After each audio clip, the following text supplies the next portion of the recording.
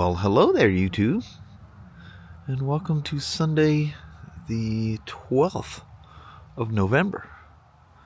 It's about 51 degrees out here today, which is unusual that it's actually, not pouring down rain. It's not freezing cold. It's actually quite pleasing out here. And actually, as the day is coming to an end, looks like it's getting the best it's been all day. Look at these skies, they're thinning out. Of course, you know how it works. You get the weekend, it's going to rain all weekend. When it's time to go back to work, that's when it's going to get all nice again. But Mama's been there like she did. Actually, poor thing, she got up this morning. Her and our daughter-in-law, Michaela, Brian's lovely wife, had a painting class they were going to, and doing, I think it was oil paintings for something. And I was pulling because I'm not going to have her drive the old war wagon, getting the Honda car out. Through the crazy rain we went through on the way home we got diesel and stuff all over the car, so the windshield, you know how that goes, the windshield wipers don't work right and all that stuff. So went out there, cleaned all the windows, got everything ready, and she comes out and about ready to go. She goes, "Something's wrong. I got a message from the gal that's running the class, and it's all garbled. It's like hit and miss, but it sounds like she was saying it was canceled." The one part I got was someone else's number to call to leave a message. So she tried calling and couldn't get anybody to answer. Finally, she called back. She somehow or another locked her keys in her car. I guess it's a little SUV or something. It has because all the supplies and everything were being provided by the gal teaching the class, and locked herself out of her car. She can't get in. Her phone decided to freak out. Always buy an Apple. Don't mess with these other things. But anyway, her phone freaked out. Wasn't an Apple, which is rare nowadays. And so she had to run down the street on hoof to get to her friend's house, who I guess was gonna, I think she helps her with those things or something, I don't know, and used her phone and was trying to call everybody to tell them we're gonna have to do this next Sunday, because by the time somebody gets out to unlock her car, it's on a Sunday. She's having a hard time getting a locksmith or whatever to come out, so she's using her insurance to get her, how you get those, your insurance has those lockout things where somebody comes out, but still, it's Sunday. Nobody wants to be running around unlocking people's cars. So anyway, she was kind of bummed about that. But that's what she did most of the day yesterday, is doing her craft stuff, and that's what she's been doing since she ended up going to the store and come back. Since I had the car out, she goes, "Well, I need to grab something from the store anyway, so let's leave the car there. I'll go to the store." But she's doing her craft stuff. I've been going through everything I own that goes bang, and it got cleaned, re-oiled, cleaned, fluffed up. And even before I cleaned one of them, I went out here and shot a few rounds downrange there. No one's ever asked. People at work did, because everybody there is shooters. They're asking, since the stroke, how'd that go? I stayed away from the 40 Smith & Wesson, and definitely away from the lovely 10 millimeter. Love that thing. I am such a huge Springfield Armory fan. Wow.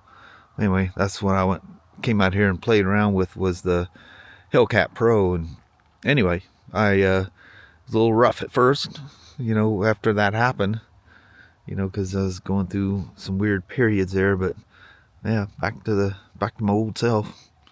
I can send them, and they hit what I'm pointing at, which is a very good thing. It's very important. But anyway, I don't know what I'm gonna do. I got so wrapped up in that while Kelly was gone. I got wrapped up in I got on a string of things with some YouTube videos. I hardly, I do this YouTube stuff every single day, but I hardly take the time out to watch stuff. That's probably why my feed gets weird. because I don't not a whole lot of stuff. It's usually, you know, guns and ammo, cameras, and RC cars. That's what comes across them. The feed to me. That's what YouTube suggests to me, and I love all that stuff. So I'm happy with what I get. No complaints. It's very peaceful out here, other than as the trees thin out the highway, which is 600 yards away or better. You used not to be able to hear it, but as the people across the street have cut all their trees down over time, the sound has gotten a whole lot louder. And when they cut the trees across the street from us, so we get a double whammy. It's weird how much that was absorbing sound. The trees across the street more than the trees here in our own little tree farm thing out there. But anyway, that's been very loud over the last few years. And I remember when they cut the first part of the forest across the street over there, a lot of that's starting to grow back, but they're so small. But then my neighbor right across the road from us, he cleared out his, and the more he cleared it, the louder it got. So now it literally sounds like that highway out there is running right past our house. You hear the log trucks in the morning and all that stuff. But anyway, I'm sitting here just babbling on. Let me go figure out what I'm going to do with myself the rest of the day. But welcome to Sunday, even though technically it's dang near over. A poor old chicken coop that once was. I think we had 7 chickens, or was it 12 chickens? 4 of them technically weren't chickens, they were guinea fowl. Bobcat got in there and took them all out, all of them in one night. Maybe it was more than one bobcat. Made this perfect little round hole in the chicken wire over there, and cleaned them all out in one night. We've had raccoons get in and grab them, but any you guys that live on a farm, have chickens, the way raccoons take a chicken, I absolutely can't get into those details, because I would probably get some kind of a strike over that. It's gruesome what raccoons do. They're pretty much after one thing, so it's very evident. When cats get them, sometimes there'll be a little ball of feathers and nothing else, and other times it's just absolutely nothing. They grab them and run, apparently. But it's amazing he got in there, because those guinea fowls are so loud. They're like alarm clocks. They're like watchdogs. But anyway, that's all gone. I thought I'd just come over here. You guys get so customary to the same way of starting the vlog every day. Good Lord, even the lights in the patio's already turned on. It is getting dark out here. But I'm staring at this camera, and the camera, it's actually brighter through the camera than what it looks to the naked eye. And I've even got the exposure value kicked back a little bit, so listen to it now when there's no cars going by. It's just absolute silence. Before, even when the cars went by, you could tell something was going by, but you couldn't hear them. But taking all them woods out, you remember when you looked that way, it was just a huge forest over there. That was my neighbor. Cleared all them trees out. The wood's worth money, and the dollar signs, just people can't resist. I absolutely can't resist. But it's slowed down now. It's their value. You know, everything went crazy there around the pandemic, but everything's kind of waning down now, and you don't see so many people cutting. Don't see so many people moving up here either. It's funny, they buy a piece of land, or the person selling it's usually what does it. They'll cut the lot, cut it clear out, because people from down in the southern states are afraid of free trees, so you'd move up here to tree country. First thing they grab, and if it has trees on it, you can tell exactly where the property line is, because they cut every living plant off the tree. Then they'll build a house right in the center of it, which is so weird. They'll build it right in the center and never put curtains in. They're just curtainless houses. And you drive by at night and you can see everything in their house. I don't know. I guess when you live, you know, I don't know, they probably, you know, houses are down there. You can't hardly run a lawnmower in between them. That's what they're used to, is everybody staring into your windows. I don't think their privacy is not a thing to them. But yeah, a lot of woods and trees were taken out when the craze of them moving up here. Glad that's slowing down. But anyway, I need to go in there and set all the clocks on the bikes. I used not to never do that, but Kelly rides different bikes and that bugs her. So I think since 21, I've been going out every year when the clock changes and set those. So now it's absolutely pouring down rain again out there. I'm going to go through and set all the clocks on ones that have clocks. This one's one of those Fusion. Where's that thing at? And yeah, it's set at the wrong time. So the DR I'll just leave. It's set on summertime. But these three and all the Harleys have clocks on them. This one, no clock, no gear indicator, no nothing. Perfect. So I got to go through my little Danny boy. He says, I ain't getting left out there in the rain. Pack myself in here. Don't leave me behind. So everything else gets it. All the Harleys, the Himalayans, and the on the Grom have the clocks. Nothing else does. And when it's pouring down rain out there, you just think about all those rides. You do this every year though. You know, you come home, oh, it's hot, it was a hard day at work, and I don't feel like dragging the bike out, because when you ride them, it's going to get absolutely plastered with bugs and all that jazz. My son was asking me, he goes, you still riding that X90 around? I said, well, son, it's actually been a minute since I rode it last. Love that thing. The DR is always awesome. Hardly ever ride it, but it's awesome as heck. Himalayans are awesome. There's not anything in here that I can't say I'm like super proud to own. That I'm not super proud, I guess is what I could say. But, you know, you pick the ones you like. And I'm not one of these people, I don't pick lightly. I know, like the Slim, never rode one, knew I was going to take that. GT650, never rode one, knew I was going to take that. My first ride on the Slim and the first ride on the GT650, no test ride, no nothing. I rode one of the old twin cams, Softail Slims, but I never rode one. I just took it. I rode an iron.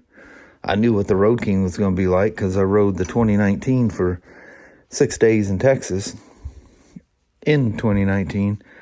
Isn't that hard to believe? That's been 4 years ago, over 4 years ago now. The DR, ridden plenty of DRs. The freewheeler, didn't matter. Kelly wanted it, and I really enjoyed that super long ride home. You know, all the way from over and down in, you know, Gladstone, Oregon. I rode to work, and then rode from work back. That takes some bad. I think I took some back roads on it, but that's a nice long ride. Enjoyed it. Every time I've puttered with it ever since. Love that 114 motor. But yeah, the Slim, sight unseen, I'll take her. Same with the GT. We're going in to pick this thing up, you remember? And that thing was sitting over there, and I said, what kind of price would you give me for both of them? The Himalayan and the GT650, and made a deal I couldn't pass up and bought them both. Pretty cool, huh? Yeah. So always tell you guys, choose them wisely. Groms, I hadn't ridden one of these newer ones with the 5-speed. Rode plenty of the older ones. And guys at work all had them, everything else. So it's like I wasn't worried that I wasn't going to like it. But setting all them clocks is kind of a funky thing. The Himalayans are kind of weird how you got to hold the button to do it. Actually, the Grom buttons are pretty stiff to adjust, but it's no big deal.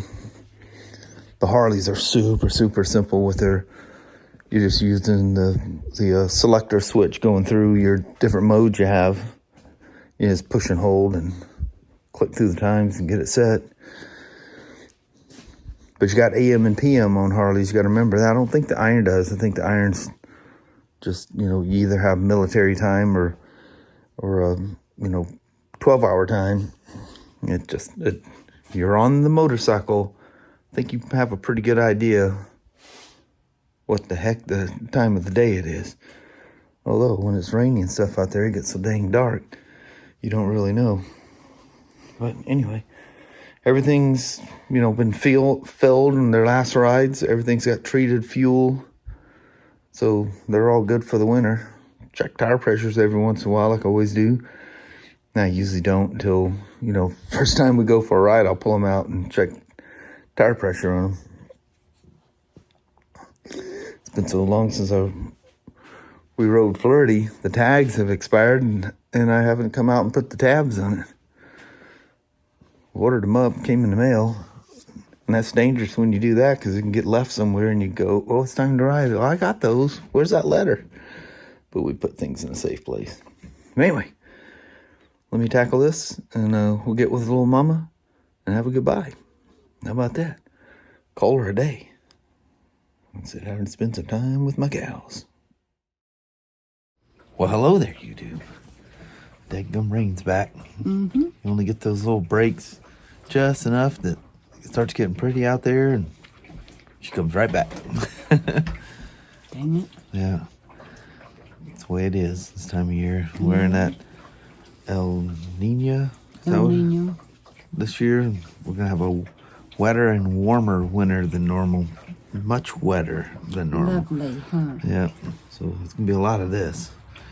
But that'll be the winter of 23 and 24 is what's predicted. Poor little mama didn't get to go to her little art class thing today. Her and Michaela. I know it. We were so excited. Yeah. Hopefully it'll all work out next weekend. Yeah. That sounds like fun. I know. Mama would be in there doing her little painting stuff. Yes. And then she's craftsy stuff. They're painting up stuff, geez, all day today. For a long time. They took my class away, so I had to do something else. Just do my own painting. Yeah, it's kind of cool. They're showing kind of some of the things, or one of the things they're talking about doing. It looks pretty cool. Yeah. That'll be fun. We'll show you next weekend. Yep, there'll be more info next weekend. Told Mama to take pictures and videos if possible. Yeah. It's a cool little place. Yeah, it's a yurt. Yeah. And it's really close to here. Surprisingly close, so that's kind of cool. Yeah, it'll be fun. Yeah. But anyway, other than that, a chill day. Just kind of goofing around with different things and prepping this and prepping that and just maintenance on things and goofing off. But on that, I think we're going to bail out. Alrighty, well, thank you guys so much for watching. We really do appreciate it. We will talk to you tomorrow. Same smoke time, same smoke channel. Don't forget to give it a thumbs up. And you guys have an amazing Monday or Tuesday. Heck yeah. All right. We see you in the morning. We'll see you then. Bye-bye now.